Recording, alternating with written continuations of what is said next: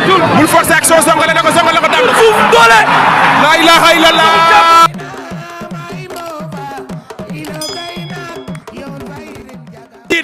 waaye nag Pape Mor Lo numéro 2 ak Boy Bawal Junior ñoom ñoo nekk ci digg géew bi arbitre bi di wax ak ñoom li lamb bëgg ak li lamb bañ pare laaj ay consultant ba xam ndax pare nañ laaj ñaari mbëri ba xam ndax pare na arbitre bi soufflé na Pape Mor Lo toj na nen Boy Bawal raxasu ñoo wut si ko Pape Mor Lo dóor na Boy Bawal daw na jàpp ñaari mbëri jàppante nañ kenn ku ne am nga ñaari loxo ci ngemb Pape Mor Lo Boy Bawal ndeysaan luñ bëgg Pape Mor Lo doon na turandoo la ilaha illallah Pape Mor Lo mi yor na bëre turandoo Pape Mor Lo mi caay la mun na bëre ci rapidité la ko def waane na ci rapidité la bëre yof la dëkk moom tamit teggi la ko bëre parce que moment bi sa waay demee di ko gàllu loxo ma Boy Bawal Junior biij ko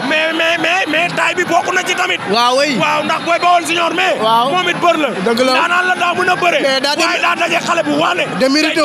daa démérité wérutéwul tey loolu mooy problème bi maanaam ci rapidité la ki nga xamante ne Pape Mor Lo bëre ak moom bi mu demee bañ nekk ci dernière action bi booy bi bëgg koo gàllu loxoom mu tëbb loxo bi biij ko bës ko loolu mu ko suuf kooku mooy Mouhamed moom it expert la moom it xam lam di topp xale yi ci école de lutte di topp xale yi géej di topp xale yi si diini Souleymane comme liñ doon wax léegi rek benn lamb yéexu fi lamb yëpp a gaaw. lamb yëpp a gaaw. lamb yi journée bi xaw ma ñu ko taxawal. mais Grand Iba ak Ouzin. non lii garaaw na. Grand Iba ak Ouzin ñoom ñoo ko taxawal. ndeysaan Pape Mor Lo ngi noonu di dox di ñëw. mbër kaay wuyu suñu yaay.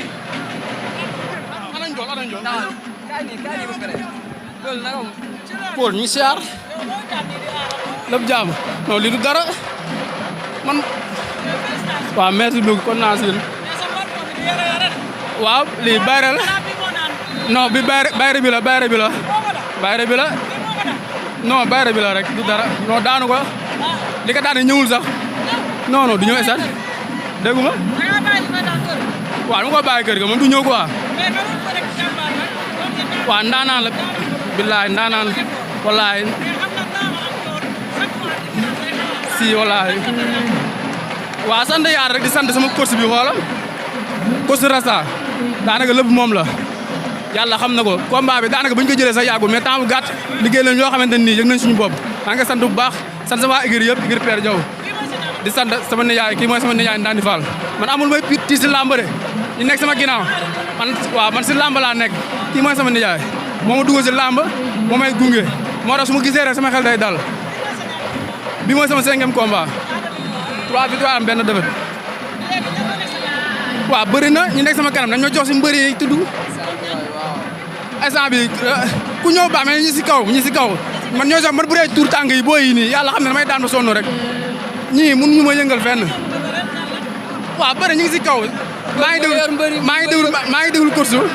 yow xam nga bu baax xam nga ni booy du sama morom yow xam nga samay morom mais maa ngi déglu sama course rek déglu sama nijaay Ndandi Fall grand Ibrahima Ndaw lu ñu ma wax rek loolu la quoi mais yal na yàlla def jàmm di bëggee ñëpp.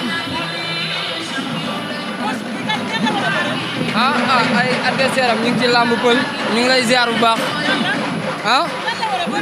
mais yow xam nga leen boo yaa ngi ci làmb ji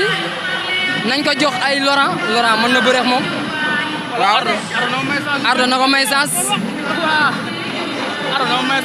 yow fi mu toll nii yaa xam combat yu neex yëpp. bilaay walaay boo waxee rek mooy loolu moo xam combat yi noonu la demee moom mooy yaayu mbëri quoi xam nga rek dañ koy ñaanal jàmm borom baax la waaw borom baax la yàlla defal jàmm bu bëri waaw maa ngi sant nag ñu jàpp si combat bi yëpp sant sama waa dëkk xam nga waa waalo maa ngi sant bu baax waaw di sant waa Grand Yoff seen sant boobu yëpp ba ma kenn waaw maa ngi sant ñëpp vraiment maa ngi sant ñëpp kontaan ñëpp ok mu ngi noonu